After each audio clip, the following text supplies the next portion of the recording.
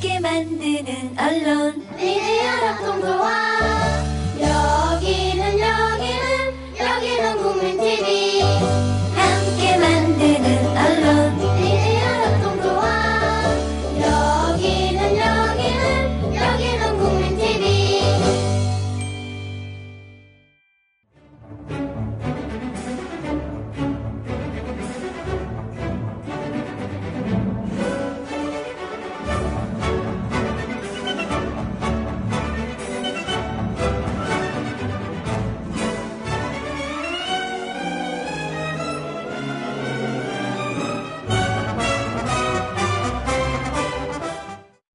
청취자 여러분 안녕하십니까. 정치 토크가 돌아왔습니다. 돌아온 건 지난주에 돌아왔는데요. 지난주 첫 회부는 들으신 분은 아시겠지만 부산 저희 공개방송을 녹음한 것이었고요.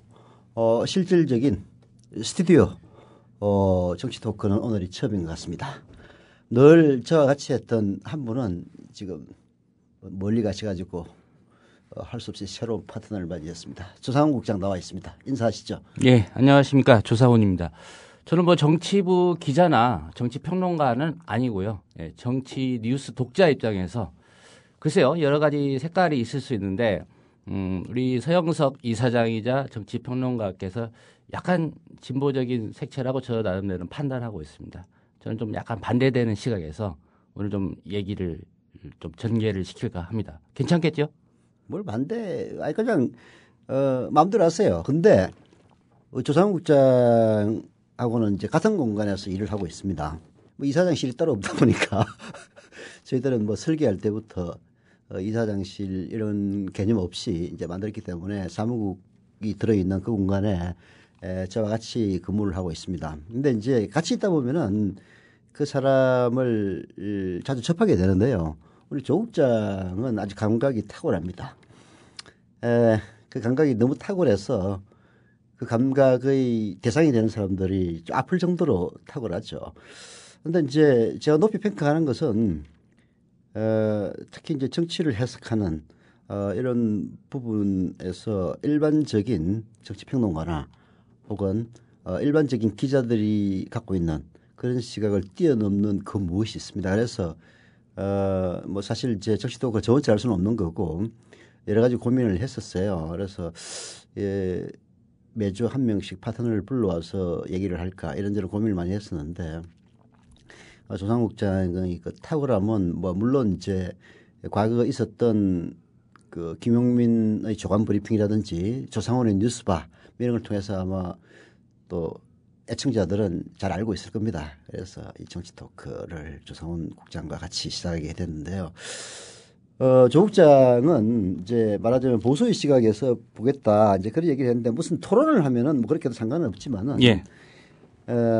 오늘 1시간짜리 정치 토크는 주로 해난에 대해서 분석하고 논의하고 하는 그런 자리이기 때문에 의견이 대립될 일은 그리 없을 것 같아요. 또 과거에 너무 이 보수를 보수는 아니지. 꼴통의 역할을 너무 잘해가지고 또 욕을 얻어먹은 그런 경우도 있다고 들었는데 그 방송을 제가 직접 듣지는 않아서 어땠는지 모르겠습니다만은 하여튼 기대해 보겠습니다. 예, 경로는 아닐 것 같고요. 네. 한 가지 여담입니다만은 그 신문사나 방송사, 보도국 편집국에서 이제 선거 시즌이 되면 의석수 알아맞히기, 또 당선자, 대통령 당선자 알아맞히기 상금 낼 걸고 합니다.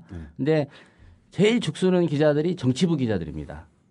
그렇죠. 예. 그리고 정치부 기자들이 뽑은 대권 1위 후보 대부분이 이렇게 실제 선거해 보면 당선 안 되는 사람들이거든요. 주로 어느 부서에 있는 기자들이 그걸 잘 맞추느냐. 제가 볼 때는 편집부 기자들입니다. 편집부 기자들이. 편집부가 아무래도 뉴스를 종합적으로 보니까. 그렇죠. 예. 정치면 기사, 사회면 기사 보고 그러다 보니까 항상 이게 내기해서 누구 1등이다라고 하면 제 기억으로는 이제 편집부 기자들이 상당히 많았던 걸로 저는 기억을 하는데 저도 한 4년 가까이 이제 편집부 기자를 했었고요. 네. 또 축구도 그렇지 않습니까? 이게 감독이 퇴장당해서 벤치에 올라가서 보면 더 잘 보인다는 거 아닙니까? 그러니까 어떤 판에 밖에 있는 사람들이 좀 객관적인 입장, 멀리 떨어져서 좀 볼 수 있다. 그런 측면에서 이제 저도 아까 말씀드린 대로 이제 정치 뉴스 독자 입장에서 오늘 서영석 정치평론가하고 함께 굵직굵직한 현안들이 오늘 사실 많이 발생했거든요. 네. 차례로 좀 풀어가 보도록 자, 하겠습니다. 처음으로 준비한 건 뭐죠? 예, 오늘 대법원이 중요한 선고를 했습니다. 국가정보원 전 원장이죠. 네. 그 원세훈 전 원장의 이른바 그 대선 개입 사건 네. 상고심 오늘 판결 선고가 있었습니다. 1심에서는 아시다시피 네. 지금 이제 대구고법 부장판사로 간 그 이범균 부장판사가 아, 부장판사 가셨구만. 예, 고법 부장판사로 갔으니까 이제 승진한 거죠. 그렇죠. 그때 뭐 승진을 앞두고 무슨 의혹이 있다 이런 얘기가 있었는데 네. 승진에 성공하셨네. 어쨌든 대구고법의 부장판사로 갔습니다. 그때는 이제 뭐 제가 적중을 시키기도 했지만 국가정보원법은 유죄, 공직선거법은 무죄 아니겠느냐 했는데 그대로 나왔고요. 네. 이게 이제 뉴스가 된 게 서울고법으로 와서 김상환 부장판사입니다. 김상환. 예, 예. 이 낙검수도 국민참여재판 여기 무죄를 선고한 재판부기도 한데 네. 어쨌든 고법에 와서 항소심에서 공직선거법도 유죄다라고 네. 해서 원세훈 피고인이 법정 구속이 됐죠. 그렇죠. 이제 과연 이제 대법원은 어떻게 판단할 거냐 네. 국민의 관심사였는데 우리 서영석 이사장께서는 어떻게 예상하셨는지 모르겠지만 저는 제 예상대로 나왔다고 봅니다. 오늘 난 판결이. 뭐 예상은 안 했어요. 네. 그러니까 이 정권에 대해서는 예상할 필요가 없어. 뻔하니까 너무나. 결국 뭐 이 대법원이 그렇지 않은 판사들 대법원 판사도 한 명인가 있는 걸 알고는 있는데 예. 대부분의 재판에서 특히 정치적인 재판에서는 이 정권의 손을 들어주는 그런 경향을 보여왔기 때문에 솔직히 거기에 관심을 가지면은 스트레스 받아가지고 아이 뭐 나오겠지 이제 했는데 역시 아니나 다를까 그런 결과를 맺었죠. 혹시나도 안 했는데 역시나였다. 네. 오늘 이제 대법원 전원 합의체였고요. 주심이 누군지 한번 살펴봤습니다. 주심이 민일영 대법관입니다. 민일영. 예, 이정도 아니고 일영이구만. 예, 보도국장을 맡고 있는 민일성 국장과는 아무 상관이 없는 예, 민일영 대법관이었는데 네. 한 가지 이제 주목할 점이 이분이 이제 9월 16일 날 대법관직에서 임기 만료로 퇴임을 합니다.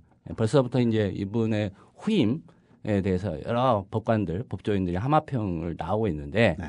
글쎄요, 뭐 이 주심이기 때문에 이분이 어떤 판단을 어떻게 했는지 모르겠습니다만은 어쨌든 9월 16일 날 퇴임을 앞둔 대법관이 이 사건 주심을 맡았었다. 그걸 하나 좀 짚고 싶고요.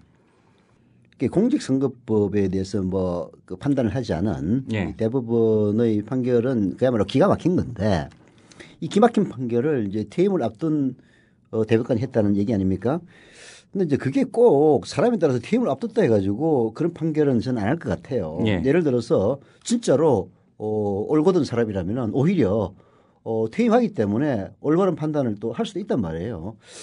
그런 점에서 보면 우리 민일영 대법관께서는 이제 퇴임 후에 정관 이유를 뭐 바라신 건지 아니면은 이 정권에 뭐 뭔가 좀 선물을 주겠다는 건지 참 여러 가지 착잡한 심정이 많이 들더라고요. 그게 대법원이 왜 존재하느냐? 사실 뭐 법조 출입 기자들은 일치되게 얘기를 합니다만은 사실 법원이 존재하는 이유는 약자들이 기댈 수 있는 마지막 수단이 법원이기 때문에 법원이 존재를 하는 겁니다. 예. 사실 뭐 이런저런 민형사 사건이 있을 때 늘 유리한 고지에 점하는 사람들은 있는 사람들 아닙니까? 그래서 이제 그걸 결국은 법원으로 가져가 가지고 없는 사람들이 거기서 마지막 기대를 하는 건데 대한민국의 법원들은 뭐 과거에도 그랬습니다만은 뭐 유전 무죄, 무전 유죄의 전통을 버리지 않는 걸 보고 이런 것들이 결국은 축적되고 계속되면은 진짜 밀란으로 가지 않을까 오히려 더 걱정이 돼요. 예. 일단은 그 뭐 뉴스 접해서 다 알고 계시겠지만 어떤 판단을 했는지 한번 더 좀 설명을 살펴보겠습니다. 해주시죠. 예. 네. 그 원세훈 전 국정원장이 이제 대선에 개입했다 이 사건이었는데 일단 파기환송 원심을 파기환송했습니다. 그 의미를 좀 설명해 주세요. 여기서 이제 원심이라고 하는 거는 뭐 1심을 말하는 게 아니고요. 고법 판단에 대한 그 얘기입니다. 원심은. 그러니까 고법에서 제일 중요한 것은 1심에서는 무죄로 했던 공직선거법 위반이 유죄였죠. 위반이 유죄였는데 예. 그거를 이제 파기환송하는 거죠. 그렇죠. 근데 좀 아리송한 게요. 네. 유무죄에 대한 또 판단은 하지 않았어요. 네. 예. 다만 이 사건을 재심리하라. 네. 다시 판단해 보라는 거죠. 예. 그 이유는 증거가 법적으로 좀 효력이 없어 보인다. 그래서 사실관계를 단정하기가 어렵다라는 얘기입니다. 그러니까 항소심 재판부가 유죄로 판단했던 증거 능력을 이 의심스러우니까 예. 다시 판단해보라. 법리적으로 이거 오류다라는 네. 얘기입니다. 그러니까 이제 아시겠지만 법률심이거든요. 대법원은 그렇죠. 법률을 잘 적용했느냐 안 했느냐. 근데 사실관계는 따지지 않습니다. 네. 근데 증거를 보니까 이게 법리적으로 좀 문제가 있다. 그렇다면 어떤 부분이죠? 몇 가지 좀 지목을 했는데 가장 핵심적인 게 이렇습니다. 재판부가 이제 지적한 부분입니다. 네. 원심의 사실관계는 검찰이 제출한 핵심 증거인 네. 이메일 첨부 파일의 증거 능력인데 네. 이게 부인이 된다. 이메일의 첨부 파일. 예, 이게 뭐냐면 이제 국정원 그 여직원 역삼동 오피스텔에서 이제 그 댓글 작업 네. 하다가 그 당시 야당에게 이제 적발돼 가지고 예, 김직원 네. 이 직원의 이제 그 노트북에서 나온 네. 그 이메일 이 첨부 파일이 이 직원이 작성했다라고 직무상 필요에 의해서 작성했다고 단정할 수 없다는 거죠. 예. 뭐 여러 가지 열어보니까 네. 내용이 뭐 정확하고 네. 기사들 이렇게 모아놓은 거고 네. 네. 이런 걸로 봐서 네. 이걸 이 직원이 직무상 필요에 의해서 작성했다고 단정하기 어렵다라는 게 이제 대법원이 지적한 부분이고 네. 대법원 판단과 달리 앞서 있었던 항소심 재판부에서는 네. 이거 맞다. 네. 이 직원이 작성한 것을 보인다라고 해서 이제 공직선거법 유죄 판단을 했던 건데 네. 어쨌든 말씀드린 대로 대법원은 뭐 원세훈 전 원장의 공직선거법 위반에 대해서 유무죄 판단을 하지 않고 이게 사실관계가 좀 문제가 있다. 그러니 다시 재판을 하라는 얘기고요.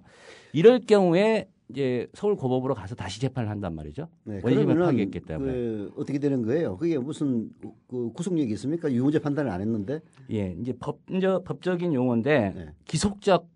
기속성이라는 거죠. 그러니까 특별히 대법원 판단을 뒤집을 만한 어떤 새로운 증거가 나오지 않는다면 대법원의 판결에 기속이 된다는 거죠. 따라야 된다는 얘기입니다. 한마디로 말해서.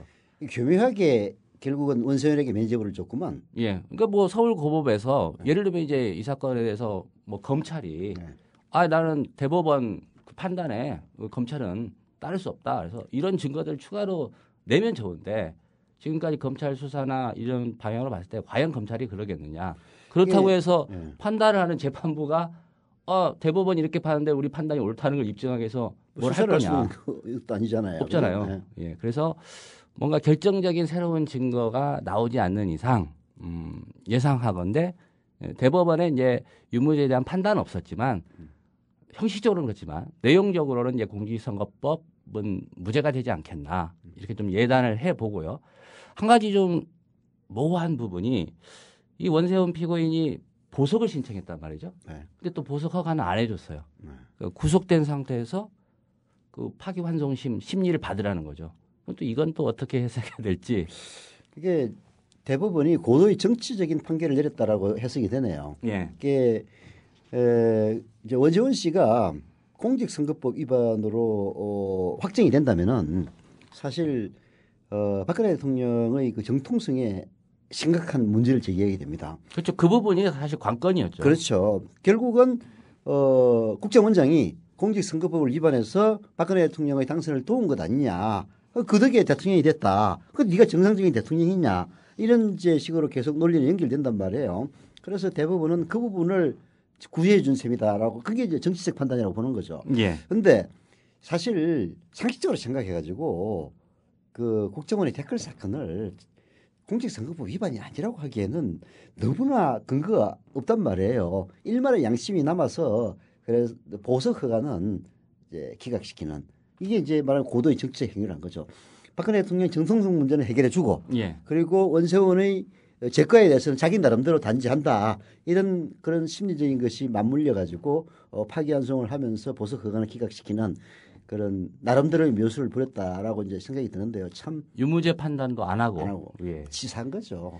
아니 대법관이라면은 진짜 이게 우리 법의 뭐 모태라고 볼 수는 없습니다만 우리는 대륙법 계통이니까 이게 영미법 계통에서는 보면 대법원 판사라는 거는 진짜 엄청난 존경심을 받는 그런 지위란 말이에요. 대한민국 대법원 판사들은 진짜 이건 뭐 참 쓰레기도 아니고 정말 화납니다. 예.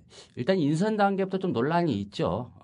얼마 전에 이제 대법관에 우여곡절 끝에 임명동의안이 가결돼서 박상옥? 대법관이 된 박상옥 대법관. 예. 오늘 이제 또 중요한 판결 하나 했더라고요. 뭐 했습니까? 그 여군 그 대위가 네. 이제 그 성희롱 이런 괴롭힘 때문에 이제 그 자살. 자살하지 않았습니까? 아, 예, 예. 그 가해자에 대해서 예. 이제 원심대로 이제 징역 2년을 선고한 네. 원심을 이제 확정했죠. 확정했어요. 예. 예, 그 판결을 또 박상옥 대법관이 했는데 뭐 한 예지만은 또 모르겠습니다. 민유령 대법관이 이제 퇴임하고 나면 또 대법관 후보자 추천해가지고 임명동의안 국회 갈 거 아닙니까? 그때마다 또 소란스럽지 않습니까? 이게 참 이 어이없는 판결.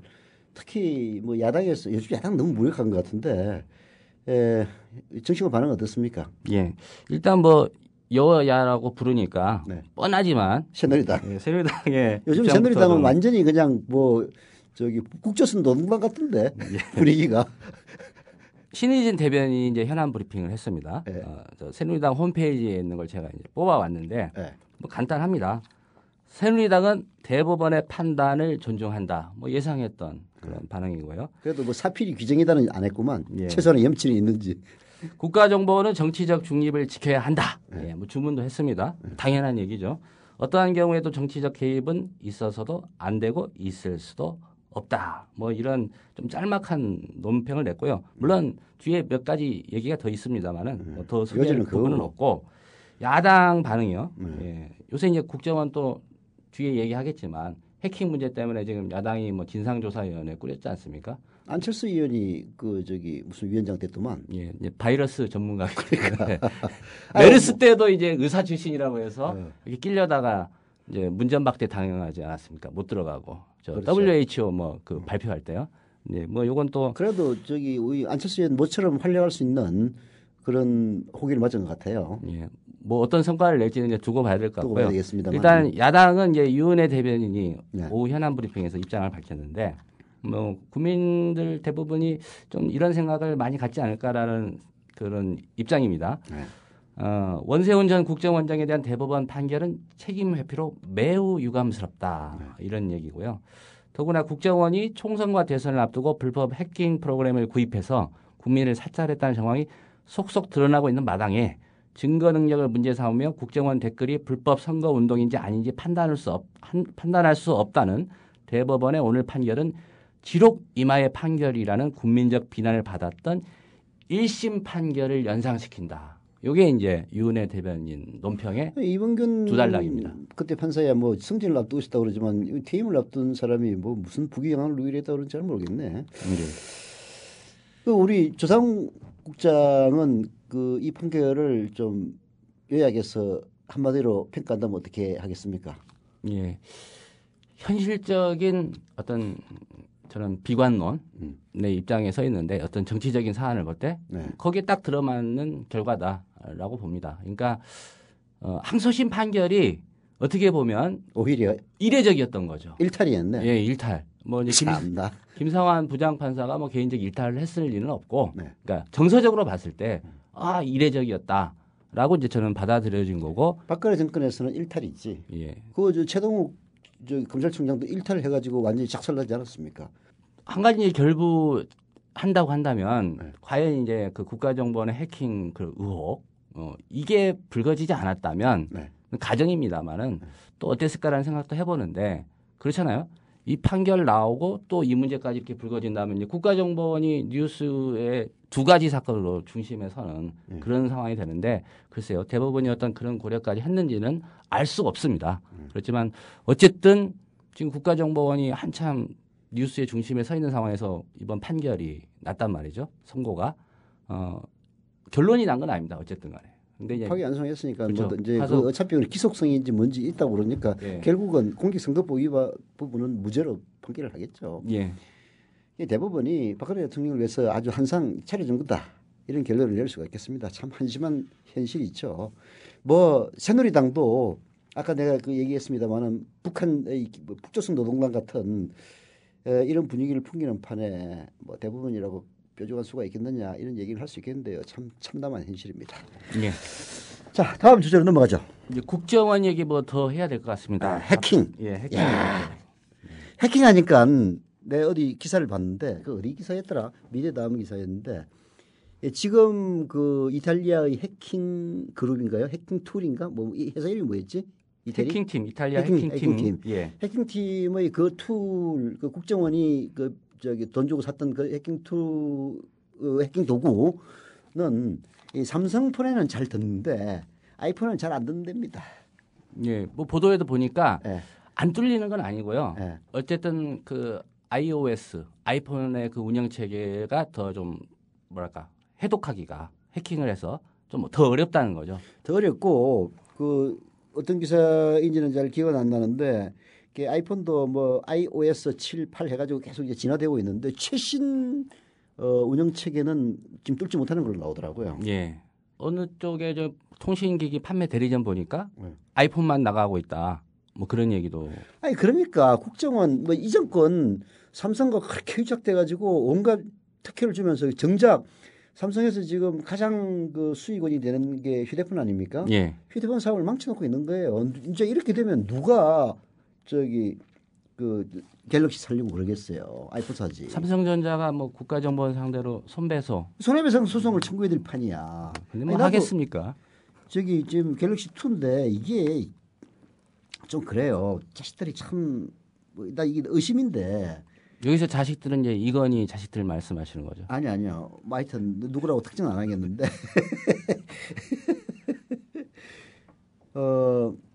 아이폰은 그렇지 않다고 들었어요. 근데 갤럭시는 9버전이 되면은 잘 작동을 안 해요. 그게 갑자기 요즘 들어서 이제 이게 갤럭시 2를 사가지고 24개월 할부 기간이 다 끝났거든요. 그래서 예. 통신 요금도 확 내려가가지고. 그 2인데 예. 지금 이제 6 나오지 않았습니까? 아니 이거는 그 노트 2예요. 노트 2. 지금 노트 노트는 2. 4가 나와 있지. 노트 4가 나와 있는데 2에서 4까지 나오면 한 2, 3년 정도의 격차, 한 3, 4년 정도 격차가 있죠. 그러면은 이게 갑자기 작동을 멈춘다든지 버벅된다든지 이런 일들이 요즘 굉장히 자주 일어나요. 그래서 열받아가지고 이제 바꿔야 되나 이런 이제 생각을 하거든요. 근데 이제 아이폰 같은 경우에는 아이폰 4를 쓰는 사람도 지금 전혀 이게 문제가 없다는 거예요. 제가 2010년 9월에 개통한 아이폰 4를 지금 쓰고 있는데 올 9월이 되면 만 5년을 쓰는 겁니다. 근데 뭐 그런 현상이 있습니까? 아니 뭐 배터리가 좀 일찍 떨어진다 그거 할 그런 수 건 없고 있는데 하드웨어적인 거니까. 예, 근데 뭐 저는 쓰는데 별로 이제 스마트폰을 잘 활용 안 하고요. 통화용이나 그 다음에 이제 뭐 그 메신저 그리고 이제 내비게이션 대용으로 저는 쓰거든요. 근데 별 문제 없고 전화 옵니다 통신사에서 최신 아이폰 6로 뭐 바꿔주겠다. 그러면 저는 답변하죠. 아이폰 10 나올 때 전화 주시면 제가 바꾸겠다. 하여튼 뭐 얘기하는 건 지금 뭐 저 갤럭시 D 살려고 하는 건 아니고 예. 예, 해킹이 이 갤럭시가 더 취약한 것은 사실은 이제 이 OS의 문제라고 저는 생각을 해요. 구글의 OS는 완전 오픈되어 있고 애플의 iOS는 이 폐쇄 행위입니다. 이후에 소스 공개를 안 해요. 그래서 상대적으로 이 해커들이 뚫기가 어렵게 되어 있는 그런 점은 있는데, 근데 이 사건 때문에 많은 국민들이 만약 휴대폰을 바꾼다면은 지금 다른 제품 삼성폰을 어렵다. 하겠습니까? 아니면 어렵... 아이폰을 하겠습니까? 그렇죠. 시장에서 그런 반응도 일부 나타나고 있다는 거죠. 그러니까 참 나쁜 국정원이야. 하여튼 그 문제에 대해서 지금 이슈가 되고 있는 부분들 몇 가지 요약을 좀 해주시죠. 예. 이제 문제는 저거죠. 네. 이게 네. 해킹 프로그램을 이렇게 구매를 했는데 네. 이 시기가 네. 공교로운 건지 일부러 그랬는지는 아직 모르겠습니다만 언론 보도나 보면 이제 야당에서 제기하는 의혹은 결국 2012년 총선 앞두고 네. 대선 앞두고 네. 뭔가 선거에 필요해서 네. 구매한 거 아니냐. 네. 이게 이제 문제의 핵심이고요.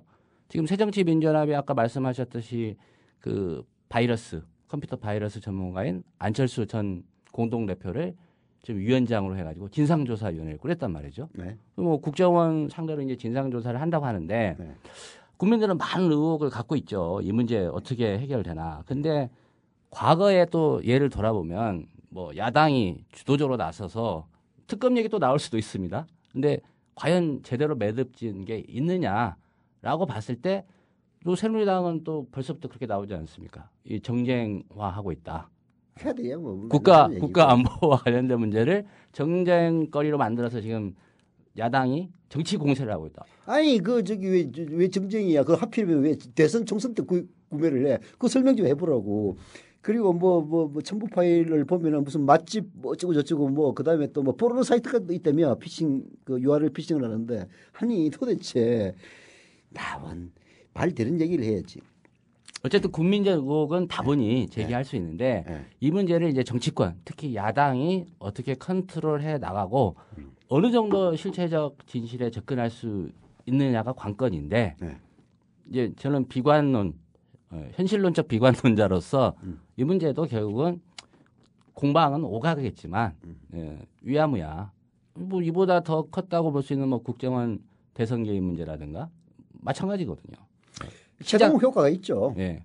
이게 최동욱 총장은 사실 이제 말하자면은 검찰로서 이 본연의 사세로서 이거는 뭐 그냥 대통령이고 뭐고 관계없이 수사를 해야 된다. 이거 잘못했다가 완전히 박살이 나지 않았습니까? 이제 그런 최동욱 효과가 지금 사실 박근혜 정권을 관통하는 저는 핵심적인 그 이해의 키워드라고 생각을 해요. 무서워합니다. 무서워해요. 최동욱 날라갔지. 그리고 저기 내각에서 박근혜 대통령에게 바른 소리 했던 진영 장관 당큐 날아갔습니다. 그 기초연금 문제로 예. 복지부 장관 했던. 그다음에 또 딴소리 했던 그 문화체육관광부 장관 해외 출장 중인데 뭐가 잘랐습니다. 유진용 장관 말씀. 그렇죠. 그리고 마지막으로 이제 사실 내가 보기에는 전혀 잘못한 게 없는 사람이에요. 아마 지금 그 왜 기자들이 정치 기자들이 그 부분을 취재를 안 하는 건지 모르겠어. 유모 선생이 국민연금하고 국회법 개정안을 파트를 했을 때 예. 청와대와 협의를 안 했겠느냐? 저는 네버 절대 협의했을 겁니다. 협의 안 했을 리가 없어요.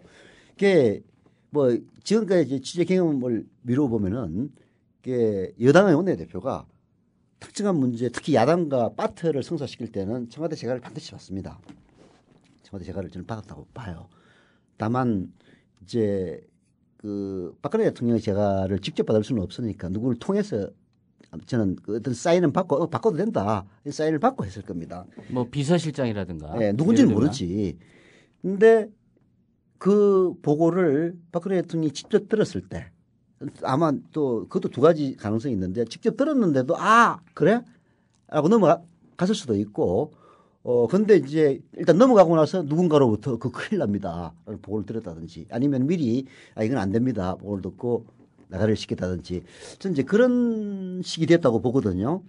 마지막에 박근혜 대통령이 변덕을 부려가지고 사실은 국회법 개정안과 국민연금의 파트가 여야가 합의해서 박수 쳐가지고 다 통과됐단 말이에요. 예.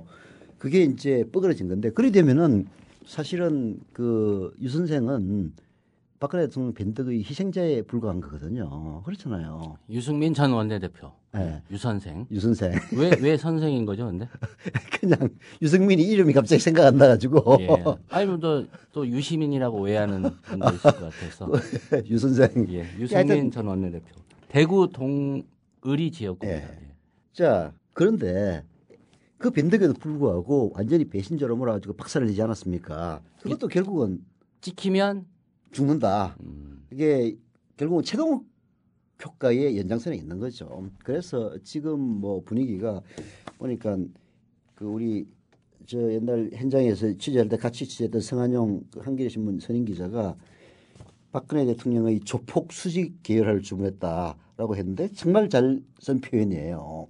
예, 박 대통령 앞에 그 누구냐 김무성 그리고 새로 그 박수로 원내대표가 된 원유철 그다음에 정책위원 김정은이 딱 서 있는 거 보니까 이거 진짜 사람 얼굴만 바꿔버리면은 어디 그 조폭 영화에 보스 앞에 서 있는 그런 똘마니들을 연상시키는 그런 사진이 되겠더라고요. 이게 참 무서운 겁니다. 대통령이 권력을 무지막지하게 휘두르면은 정말 사람들이 벌벌 떨지 않을 수가 없다 이런 이제 생각을 하게 되는데요. 어디서 여기까지 또 왔지? 원래 해킹 얘기를 하다가 여기까지 온 거야? 예. 해킹 얘기했는데 예. 이제 야당이 이게 어떤 힘을 가지고 이 사건 진상을 진상조사 네. 안 된다. 그게 저도 동의해요. 네. 동의합니다. 현실적 비관론자 입장에서는 그러니까 이런 무시무시한 공포 분위기에서 누가 사실 이런 것들은 누군가 양심 선언을 한다든지 제보를 하지 않는 이상은 밝혀지기 어렵단 말이에요. 특검을 한다 손 치더라도 또 검찰 그 특검이 결국 대통령의 재가를 받아야 되는 사람이 특검되는 것 아닙니까? 예. 그런 사람이 강단 있게 하겠느냐 이런 점들을 고려하면은 비관론이 맞죠. 그럼에도 불구하고 저는 특검을 해야 된다고 봅니다. 이렇게 해놓으면은 지금 당장 이 정권이 이 기승을 부릴 때는 이제 그냥 넘어가지만은 그 축적된 자료가 결국은 정권 말기나 혹은 정권이 바뀌고 나서는 뭔가 나올 것이다. 나올 수 있는 그런 게 되는 거죠. 예. 한겨레가 사실 이제 이 사건을 좀 단독 보도해가지고 네. 어떤 여론을 주도하고 있지 않습니까? 400기가나 되는 예. 자료를 갖다가 받았다고 그러더라고. 그 보면 이제 그 한겨레 관련 기사를 읽어보시면 네. 밑에 있습니다. 그러니까 독자와의 협업을 제안합니다. 한마디로 그거 다 해석하고 또 영문으로 돼 있으니까 힘드니까 독자 여러분들이 이거 클릭해서 좀 도움 달라.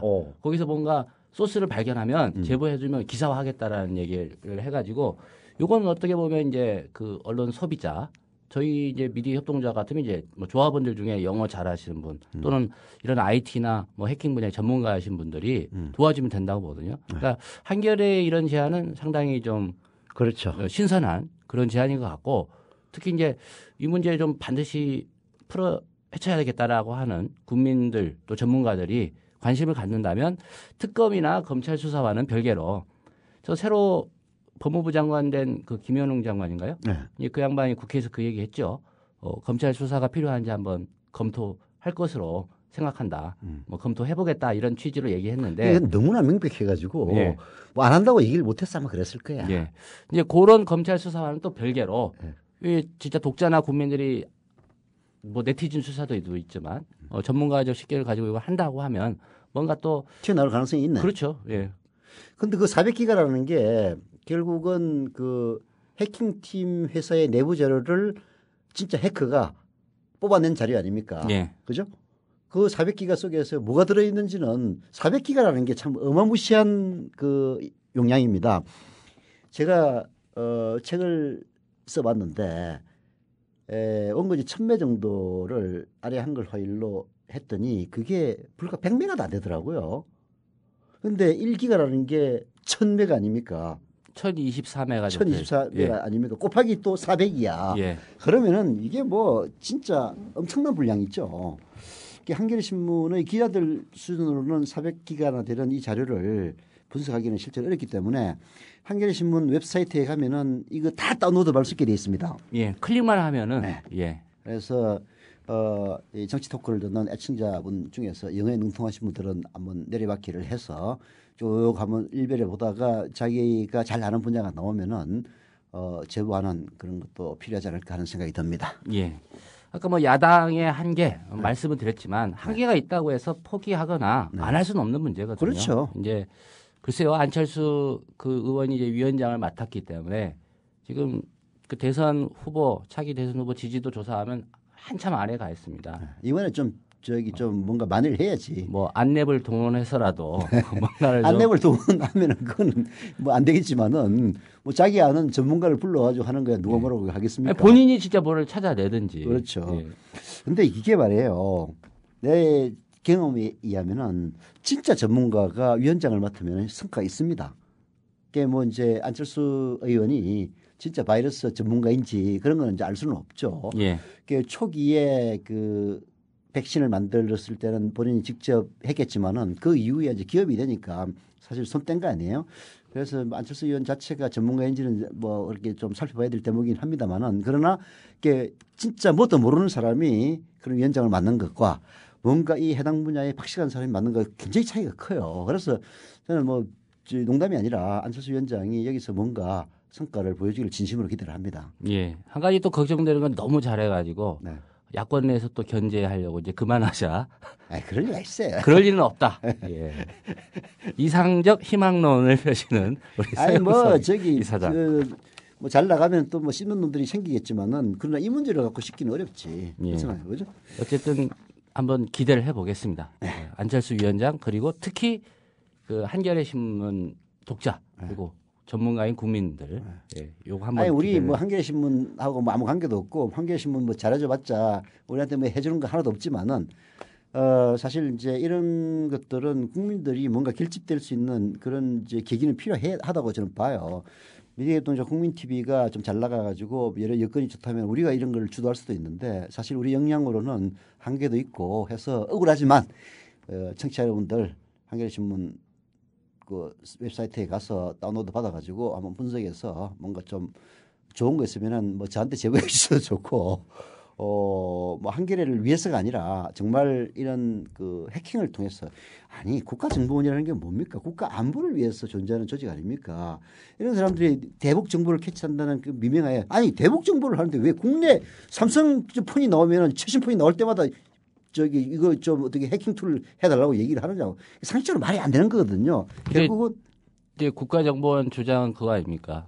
그 대북 요원들이 아니, 북한 애들이 70분만 쓰는 거야? 갤럭시 S를 쓴다. 예. 할 때는 얘기를 해. 아니 그러면은 이제 아이폰 쓰겠네요 이제. 그러니까 잘 안 뚫린다니까. 이제 아이폰으로 대거 바꾸겠구만. 우선 공작원들. 그러면 일단 아이폰 특히 최신 아이폰을 쓴 사람은 약간 그 대북 용의선상. 용의선상 일단 올려야 되겠네. 나는 뭐 갤럭시 노트 2 아주 구닥다리 폰을 쓰니까 네. 일단 뭐 철저한 감시. 특히 정치인들 있잖아요. 네.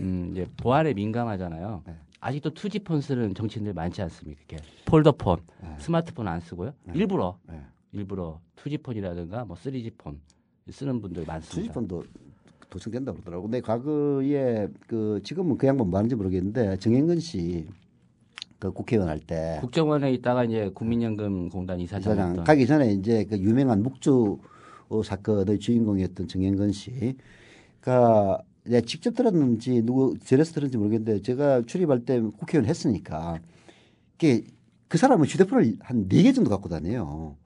왜 갖고 다니냐고 물어보니까 도청된다는 거라. 예. 그래서 계속 바꿔가면서 쉽게 얘기해서 그때 내가 가만 생각하니까 그때 무슨 얘기인지 잘 몰랐는데 지금 생각하니까 대포폰을 쓴 거야. 대포폰. 네. 다른 사람 명의에. 다른 사람 타인의 명의로. 예. 그러더라고요. 그래서 투지폰도 결코 안전하지 않습니다. 제가 아는 오래전에 알고 있는 기자 한 명이 청와대 출입을 했습니다. 네. 근데 민정 쪽에서 뭐 지금 정권 때 얘기는 아닙니다. 대포폰을 주더랍니다. 나하고 연락할 때는 이전을 했어요. 그래서 단독 기사를 몇 차례 하는 거 제가 봤습니다. 예, 그러니까 한마디로 관리받는 기자. 예. 뭐 기자들 중에서도 이제 핸드폰 많이 갖고 다니는 기자 있습니다. 한 2개 정도. 예. 어쨌든 미디어 협동조합에 있는 뭐 PD나 기자들은 뭐 요금 부담이 돼서도 그렇지만 뭐 2개씩 갖고 다니는 건 아닌 것 같고요. 2개를 갖고 다닐 돈이 없습니다. 예. 어쨌든 이 문제가 뭐 정치적인 공방 이게 그치지 않고 뭐 야당에서 얘기합니다. 뭐 민주주의에 뭐 운명이 걸린 문제다. 그러니까 국민 누구나 그런 사찰이라든가 해킹의 피해자가 될 수 있다. 불안한 거죠. 예, 그런 관점에서 좀 이 뉴스에 대해서 좀 관심을 가지시길 바라겠고요. 한겨레가 사실상 취재할 수 있는 그 정보 소스를 공개한 겁니다. 그러니까 꼭 들어가서 했다고 해서 한겨레에 줄 필요는 없어요. 여기 저희 보도국이나 제작국에 내가 번역했는데 이런 게 있다. 기사화해달라고 할 수 있거든요. 그렇죠. 근데 문제는 종편이라든가 이제 보수 언론은 기사화를 안 하다가 국정원에서 해명하니까 그 기사를 또 이렇게 적극적으로. 아니, 지금 웃겨요. 사실 이 부분에 대해서 가장 많은 보도를 하고 있는 지상파는 JTBC입니다. 예. 손석희 사장의 뉴스에서는 어젠가 그젠가 총 11건 보도를 했어요. 그러나 지상파 3사의 메인 뉴스에서는 0건이었습니다. 물론 국민TV의 뉴스K에서도 3건인가 보도를 했을 겁니다. 관련 분석도 했고요. 네, 관련 분석도 했고. 예, 또 종편 입도 뻥끗 안 하고 있어요. 조중동 안 씁니다. 오늘도 사설 보니까 뭐 저기 심지어는 뭐 저기 문화일보까지 국정원의 일탈에 대해서 준엄하게 꾸짖었거든요. 문화일보가 꾸짖는다는 게 참 코미디인데 저는 코미디라고 생각합니다. 문화일보까지 이게 지적할 정도인데도 조중동은 입도 뻥끗 안 하더라고요. 이 사안이 결국은 어마어마한 폭발력을 지니고 있다는 오히려 반정이 아닌가 하는 그런 느낌이 아직 들더라고. 예. 아니면 뭐 조중동에 근무하는 사람들이나 이제 고인사들은 해킹을 안 한다라는 안심을 뭐. 우리는 뭐 대상이 아니다 그런 건가? 뭐 그럴 수도 있겠고요. 어쨌든 예, 그 문제는 지금 그 안철수 의원을 중심으로 해서 뭔가 좀 진상을 밝혀지기를 기대하겠고요. 오늘 또 뉴스 중에 이제 주목을 끌어서 예고가 됐었습니다. 새누리당 새 원내 지도부 원내 대표는 그대로지만은 원내 대표 바뀌었으니까 청와대 가서 이제 네, 그 얘기 아까 했잖아. 사진. 성한용이가 쓴 게 바로 그거야. 이제 무슨 얘기를 할까? 네. 뭐 예상들은 다 되지 않았습니까? 네. 저는 뭐 한마디로 좀 유승민 전 원내대표 이제 지우기 뭐 그거라고 보고요. 그 원유철 지금 신임 원내대표가 유승민과는 다른 색깔로 가겠다라는 거 지금 공개적으로 얘기했고요. 참 원유철도 그래. 사실은 러닝메이트였잖아요. 러닝메이트였잖아요. 그게 유승민이 원내대표 할 때 정책위장 원내 러닝메이트로 원유철이 있었고, 그렇죠. 이 양반을 갖다가 결국 이제 합의 추대를 한 건데 그런 원유철이 이 유승민 지우기에 앞장선다는 것도 보면은 참 출세라는 게 그렇게 좋은가 봐. 아이고 참. 오늘 덕담도 많이 오갔어요. 뭐 그 덕담을 누구야? 코피 얘기도 나왔고요. 코피? 예. 그러니까 코피가 나올 정도로 열심히 하겠다라고 하니까 이제 박근혜 대통령이 받아서 어쩜 그렇게 말씀을 잘하시냐라고 원희철 신임 원내대표에게 이야기를 했죠. 이게 그 조폭들의 충성맹세를 방불케했다는 그런 얘기예요. 그게 이제 성한용 기자가 쓴 걸 정치 막점 맞고 이 양반 성한용 기자도 요즘 선임 기자로서 기사 많이 써. 이제 해석을 했는데 박근혜 대통령이 국민 중심의 정치를 해달라고 주문을 합니다. 이거를 이제 성한용 기자는 시키는 대로 해라 이런 식으로 이제 번역을 했고 또 김무성 대표 수고 많았습니다라고 이제 격려를 해줘요. 이걸 어떻게 해석하느냐? 유승민이 쫓아내느라 고생 많았다. 성한용 기자의 해석이라는 거죠. 그렇죠. 예. 제 해석이 아닙니다. 예. 성한용 기자가 이렇게 나쁜 해석을 했어요. 예. 뭐 오늘 만남 오전에 있었고요. 네. 예. 뭐 이제 다 같이 만나는 건 뭐 예상이 됐죠. 무슨 얘기 할지. 예. 사면 얘기 나왔고요. 경제인 포함해서 이제 당에서 건의를 하고 박근혜 대통령이 그걸 한번 당의 건의도 고려해 보겠다. 뭐 이런 얘기. 이제 박근혜 대통령이 그 수석 비서관회에서 사면 8.15 70주년 사면 얘기 먼저 꺼냈는데 이제 새누리당의 입장은 경제인들 뭐 사면하면 이제 경제가 살아난다는 거 아닙니까? 뭐 반대 주장도 있습니다. 사면했더니 오히려 마이너스 뭐 성장률이 떨어졌다라는 그런 저 누구예요? 그 누가 그런 얘기했어? 이혜원 의원. 예, 이혜원 의원이 이혜훈 의원이 이제 그런 데이터를 했는데 이제 그게 뭐 사면에 꼭 영향이 있겠습니까? 근데 이제 뭐 이제 경제인 지금은 이제 청와대가 어떤 선언을 긋지 않았기 때문에 뭐 재벌 총수들 저는 사면될 거라고 보고요. 최태원이 총수하니까 저는 그분이 확정 판결 받은 전력이 있는지 없는지 모르겠지만 딴지그룹 총수도 그러면 재벌 총수 아닙니까? 모르겠습니다. 김원준 총수도 만약에 확정 판결이 받았거나 아니면 지금 재판 중인 건 있어요. 대법원에 간 거. 그 국민참여재판에서 이제 아까 말씀드린 김상환 그 부장판사 그 무죄 받았던 거 지금 대법원에 가 있는 걸로 알거든요. 빨리 종결지어서 이번에도 저기 경제인 사면에 그룹 총수니까 경제 활성화 차원에서 한번 김원준 총수도 사면해 주시기를 박근혜 대통령에게 부탁을 드립니다. 근데 사실은 경제인들을 이런 식으로 사면해서는 안 되죠. 얘기 안 되는 얘기입니다. 이게 뭐 이혜훈 씨가 뭐 그런 저기 자료를 동원해 가지고 오히려 경제인들을 사면했더니 경제가 후퇴했다 그런 걸 떠나서 죄를 지었는데 큰 죄를 짓고 돈이 있다고 해서 풀어주는 이게 사실은 대한민국의 큰 문제점 아닙니까? 유전무죄, 무전유죄가 이게 그냥 우리가 웃고 넘어갈 문제는 아니에요. 이런 것들이 진짜 대부분 국민의 대부분을 차지하는 일반 서민들에게는 엄청난 박탈감, 상실감을 주는 거거든요. 그래서 끼워 넣기로 뭐 도로교통법 위반 사범, 뭐 생계형 이런 사람들 뭐 몇만 명, 뭐 100만 명 같이 사면한다 포장을 하는 거죠. 근데 그것도 그러면 서영석 이사장도 지금 그 공직선거법 위반 혐의로 해가지고 벌금 700만 원 냈잖아요. 그 생경이 아니니까 나는 절대 안 해주겠지. 아니 사면 대상에 한번 좀 포함시켜달라고. 네, 어디 민원을 청구해 볼까? 그 서영석 날다 뭐 여기에서 탄원서를 한번 낸다든지. 아니 뭐 청와대 지금 비서관으로 있는 인간들 중에서 좀 아는 사람 있긴 있지. 예. 그 사면 로비를 하면 안 되고요. 아 로비하면 안 돼요? 바로 또 수사 받잖아요. 아 맞아.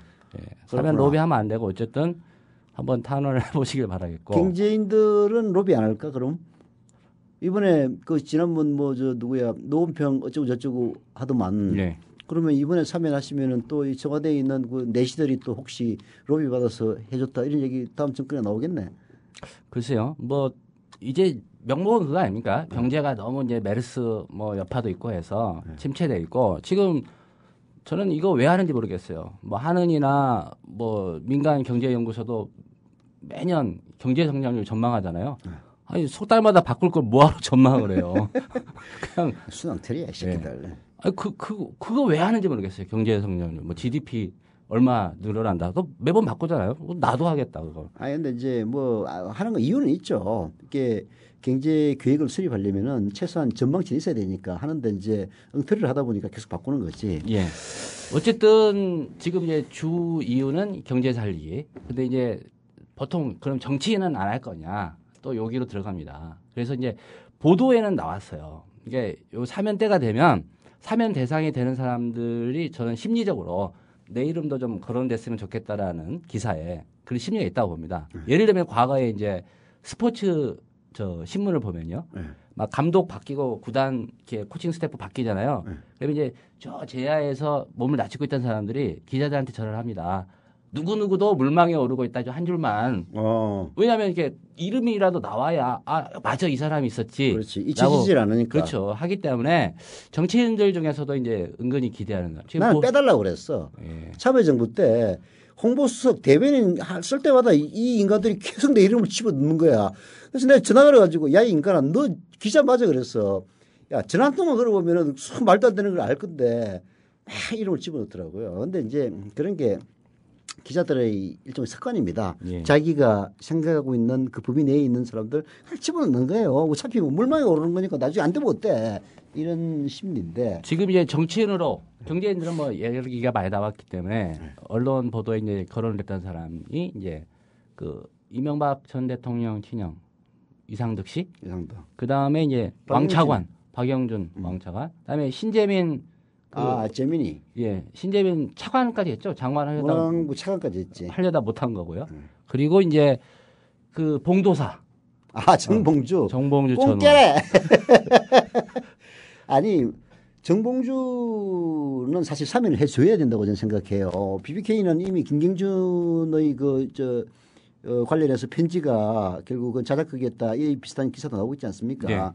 그래서 사실은 이제 봉도사 정봉주 전 의원이 유죄 판결을 받은 것 자체가 코미디죠. 그리고 거기다가 10년 가까이 정치 활동을 못 하도록 한 것은 그건 거의 뭐 치명적인 건데 그건 말이 안 되는 거기 때문에 사면을 받아야 마땅하다고 생각을 해요. 그러나 이 정권이 속상상 절대 안 해줍니다. 손에 장을 쥐지. 그리고 이제 저 이광재 전 강원지사. 이광진은 모르겠다. 예. 이제 거론이 된 언론 보도에 거론이 되는데 이제 기류가 뭐 경제인은 포함시킬 것 같은데 정치인은 또 뭐 청와대에서는 좀 아니다. 그렇지. 이상득이나 박용진이 이런 신재민이를 갖다가 사면시켜 주려면은 욕먹을 테니까. 그리고 이제 이 사실 또 여야 간에 또 딜을 합니다. 예. 얘들을 사면해 주는 대신에 우리도 누구누구 사면해 다오 해가지고. 뭐 야당에서 이름 올릴 사람들 한번 내봐라. 이제 이렇게 하거든요. 근데 이제 내가 왜 정몽주 의원의 사면에 대해서 회의적이냐면은 저도 이거 한 달이 건너서 들은 얘기 때문에 뭐 확실한 건 아닌데 박근혜 대통령이나 그 주변에 있는 그 참모들이 낙검수를 그렇게 싫어한대. 그러면 낙검수 멤버 중에 거의 준 정치인이었었죠. 이제 김용민 PD도 그 선거 이후에 바뀌는 했지만 어쨌든 선거 이후에 뭐 1년 이상 적어도 없으면 그 이제 소멸되는 거니까. 선거 자체가 없어지는 거니까. 그렇죠. 사면 대상은 아니군요. 사면 대상은 아니죠. 예. 그렇다고 또 우리 김용민 전 국장이 뭐 정치할 건 뭐 저는 아니라고 보는데 핵심은 이제 정몽주 전 의원은 정치를 하고 싶어 한단 말이에요. 그럼 사면을 받지 않으면은 공직선거에 나설 수가 없으니까요. 나서는 정도가 아니라 투표권도 없죠. 투표권도 없어요. 내 지난번에 총선 때 괜히 동사무소 가가지고 병신됐잖아. 이상하게. 지방선거 때. 지방선거 때. 맞아. 아니, 투표를 하려고 갔더니 이름이 없다는 기야. 선거인 명부에. 그래서 이제 난 누락됐다고 막 방망 떴더니 조회를 해보고. 거기서 조회가 안 되더라고. 선관위에 한번 물어보라고 전화번호를 주더라고요. 그래서 나는 그랬더니 귀하는 선거법 위반으로 선거권이 상실됐습니다. 그러더라고. 그러니까 피선거권뿐만 아니라 이제 선거권도 없어요. 투표할 수 없다. 그건 나 진짜 문제가 있는 것 같아. 공민권이 사라진 거네요. 그렇죠. 아니 사실 그 국민의 권리 중에서 중요한 것 중에 하나가 투표권인데. 그럼 내년 총선에도 투표를 못 합니까? 저 5년 동안 못 합니다. 그러니까 그 내후년 대선 때도 못 하고. 그렇죠. 이번 대선까지 못 하게 돼 있어요. 그 다음 선거부터는 되더라고. 사면이 절실한 대선 중에 한 명이시네요. 어쨌든 사면 얘기 나왔고요. 네. 그 다음에 이제 저 얘기 나왔죠. 뭐 이제 가장 관심은 그 20분이라는 보도도 있고 30분이라는 보도도 있습니다. 박근혜 대통령하고 김무성 대표가 독대 1대1로 만나서 무슨 얘기를 했나. 근데 김무성 대표가 일절 언급을 하지 않았다는 얘기죠. 이제 짐작컨대 과거에도 뭐 이런 일이 대통령과 이제 그 여당 그 원톱 그 투톱 간에 밀담이 있지 않습니까? 뭐 이명박 전 대통령하고 당시 대통령하고 이제 박근혜 그 대표하고 대선 있었고. 있기 2년 전인가 8월 무슨 얘기가 오고 갔을까요? 예, 진짜? 그때 이제 밀담 이후에 박근혜 대통령이 이명박 공격하는 것을 멈췄고 그리고 국정원의 그 대선 개입이 그때부터 시작됐다 이런 얘기들도 있었죠.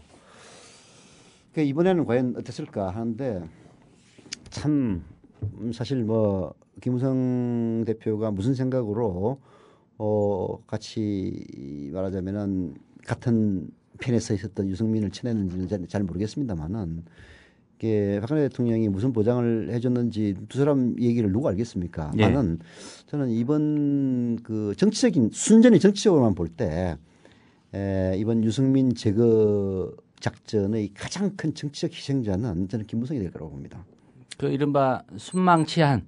네. 예. 순망치한도 순망치한이고 이게 사실 이제 정치인이 차기 대선 주자로서의 리더십을 발휘하려면은 이게 뭔가 좀 저항하고 불의에 혹은 뭐 잘못된 데에서 권력에 대해서 저항하는 그런 모습들이 필요하거든요. 박근혜 대통령은 여당 대표일 때 사실상 여당 내 야당이라는 얘기까지 들을 정도로 예. 이명박 대통령하고 각을 세웠습니다. 특히 그 세종시 특별법 수정안 할 때는 완전히 그냥 그 정면대기를 하지 않았습니까? 이제 그런 것들이 결국은 박근혜 대통령이 이명박이 잘못했던 것을 내가 대신할 수 있다라는 그 캐치프레이즈를 일부 국민들에게 이렇게 먹혀들도록 한 그 요인이었거든요. 근데 김무성 대표는 사실 뭐 여당 대표로 선출된 이후에 뭐 독립적인 당청 관계를 하겠다고 말로는 이제 그렇게 해놓고 결정적인 찬스 때는 항상 꼬리를 내리는 그런 모습을 보였거든요. 예. 저는 이제 그게 네. 시기상조라고 판단한 것 같아요. 김무성 대표가. 한신의 그 인내를 그렇죠. 그러니까 박근혜 대통령의 지금 임기가 네. 아직 반환점을 돌지 않았습니다. 이제 8월 25일이 돼야 딱 2년 6개월 되는 시점이고요. 이제 근데 2년 6개월 이상 지금 기준으로 하면 이제 한 2년 7개월 남은 거 아닙니까? 네. 이게 결코 짧지 않거든요. 짧지 않죠. 예. 뭐 한 1년 6개월 남았다고 한다면 이번에 뭐 유승민 원내대표도 안 물러났을 거고요. 김무성 대표도 그냥 고했을 겁니다. 근데 그게 이제 결국은 그 얘기 맞죠. 너무 많이 남아 있고 그리고 다른 무엇보다도 이게 이른바 장악력 국정원 또 박근혜 한번 찾아갔지 않았습니까? 예. 국정원 검찰 이런 데 장악력이 크기 때문에 이제 몸을 살했다. 뭐 자기 말로는 뭐 한신의 이렇게 가랑이 밑을 기었던 예. 한신의 지혜다 이렇게 얘기할지 모르겠는데 그게 그렇지 않아요. 국민들을 바보라고 생각해서 안 됩니다. 그건 그야말로 아전인수 해석에 불과하고요. 국민들은 그렇게 생각 안 하면 어떻게 생각을 하느냐. 야, 김무성이 무슨 약점이 있어가지고 저렇게 꼬리를 내리느냐라고 생각을 한다고요. 그렇지 않습니까? 사실 무슨 수원대 문제도 어느 정도 연관이 있다 뭐 없다 해가지고 결국 아마 법원에서 검찰은 무혐의 처분했죠. 처분을 했죠. 근데 검찰이 이 정권의 검찰이 무혐의 처분을 한다고 해가지고 국민들이 김무성이 죄없다고 생각하겠어요? 뭔지는 모르겠지만은 김무성이 이게 사실 김무성의 트레이드마크는 별명이 무대 아닙니까? 무성대장. 이건 골목대장식 이미지를 갖고 있고 조폭두목적인 이미지를 갖고 있는 거거든요. 뭐 그런 이미지가 정치력이 꼭 나쁜 것만 아닙니다. 그런데 더 큰 조폭 앞에서 완전히 깨갱하는 그런 모습들은 최소한 대권가도에는 치명적인 거죠. 저는 그래서 이번에 그야말로 김무성이 미천을 보인 한판이 아닌가. 예. 생각이 근데 들어요. 모르겠습니다. 이 여야 대선 주자 지지도 이제 리얼미터가 매주 하지 않습니까? 이제 유승민 전 원내대표가 사퇴 직후에 여권 1위까지 한번 올라간 적이 있습니다. 근데 역시 정치인도 그렇고요. 이른바 좀 그 연예인들, 뭐 셀럽 이런 사람들은 뉴스의 중심에서 사라지면 푹 꺼집니다. 그렇죠. 일종의 인기 아닙니까? 그 지지도라는 게. 문재인도 대표가 되니까 쫙 1위로 서 올랐다가 또 뭐 메르스 해가지고 박원순이 좀 주목을 받으면은 또 박원순 1위를 갔다가 뭐 그런 식이죠. 예. 근데 이제 그거는 뭐 지금 당장의 지지도는 저는 그렇게 중요하지 않다고 봐요. 뭐 사실 아까 유승민 원내대표에 대해서 얘기를 했습니다만은 유승민 원내대표가 박근혜 대통령한테 무슨 정을 해가지고 쫓겨난 것도 아니고 그 변덕의 희생자에 불과하단 말이에요. 그럼에도 불구하고 잘 포장을 해가지고 이제 올라갔던 그런 건데 그게 이제 결국 효과가 떨어지니까 또 다시 김무성한테 1위를 내줬습니까? 예, 김무성이 여야 합해서 1위입니다. 네. 예, 리얼미터 7월 15일 발표되는 근데 23.5. 이제 이거는 하나의 추세이고 사실 그 대선을 한 2년 이상 앞둔 시점에서의 인기 투표는 큰 의미는 없어요. 딱 보면 그렇습니다. 여당 후보군, 야당 후보군의 합산을 하면 비슷하게 나와요. 예. 그러니까 그 자기 팬들을 가지고 이제 논아먹는 이런 게임인데 아까 얘기했다시피 주목을 받게 되면은 좀 그게 올라가고 이런 거거든요. 결국은 이제 1대1 대결이 됐을 때 경쟁력을 갖고 있느냐 그 문제인데 김무성 대표의 그런 소심한 대응은 결국 1대1 대결했을 때는 치명적인 마이너스 요소로 작용을 하죠. 예. 저는 약간 상상을 해봤는데요. 네. 예, 유승민 원내대표 지지율이 좀 급등했을 때 네. 어쨌든 박근혜 대통령의 정치적 기반은 PK보다는 TK 아닙니까? 네. 그러면 차기 그 대권을 누가 맡았으면 좋을까라고 했을 때 그래도 PK보다는 TK가 아닐까라는 생각에 그 유승민 원내대표의 이 국회법 개정안 이 문제가 혹시 좀 미리 조율돼서 이렇게 된 거 아닌가라는 의심까지 키워주기? 까지도 해봤어요. 근데 물론 이제 거기까지는 아니었을 거라고 보고요. 이제 그 뭐 아까 약점 얘기를 하셨단 말이죠. 김무성 그 대표의 약점 얘기. 근데 김무성 대표도 사실 뭐 이 정권에서 많은 걸 알고 있지 않을까요? 대선 때 그 종합 선대 본부장이었잖아요. 대선을 사실상 총괄 지휘한. 그렇죠. 예. 그래서 김무성 대표하고 그 박근혜 대통령은 서로가 서로를 잘 아는 그런 사이이지 않겠나. 예. 그게 득이 될지 김무성 대표에게. 이제 박근혜 대통령이 김무성을 쳐내지는 못할 겁니다. 아까 얘기했다시피 서로 약점을 공유하는 사이니까. 그러나 이제 결국 국민들이 보기에 김무성이 항상 꼬리를 내리고 하는 그런 모습들이 지도자로 과연 자격이 있느냐 이제 이런 점을 얘기해 주는 거죠. 하여튼 뭐 이거는 좀 더 지켜봐야 될 사안이고 우리가 지금 뭐 미리 성급하게 결론을 내릴 그렇죠. 필요는 뭐 없는 거죠. 일단 다가오는 선거는 어쨌든 내년 4월 13일 4.13 총선이고요. 네. 대선은 또 총선 이후의 문제이기 때문에 다만 최근에 이제 새누리당 그 원내 지도부가 좀 교체되는 과정에서 당청 관계라든가 어떤 대권 예비 주자들이라고 할 수 있죠. 이 사람들의 등락, 지지도 등락이 어느 정도 됐나, 영향을 미쳤나 좀 짚어본 거고요. 뭐 한참 먼 얘기입니다, 사실은. 자, 오늘 정치 토크는 여기서 마무리 짓죠. 또 다음 주에 청취자 여러분들이 찾아오겠습니다. 감사합니다. 고맙습니다. 국민라디오 팟캐스트 응원하는 가장 쉬운 방법 아시나요? 다운로드하기, 별점 주기, 댓글 달기, 구독하기. 국민라디오 팟캐스트 널리 알리는 가장 쉬운 방법. 다운로드하기, 별점 주기, 댓글 달기, 구독하기. 기억하세요. 다운로드하기, 별점 주기, 댓글 달기, 구독하기.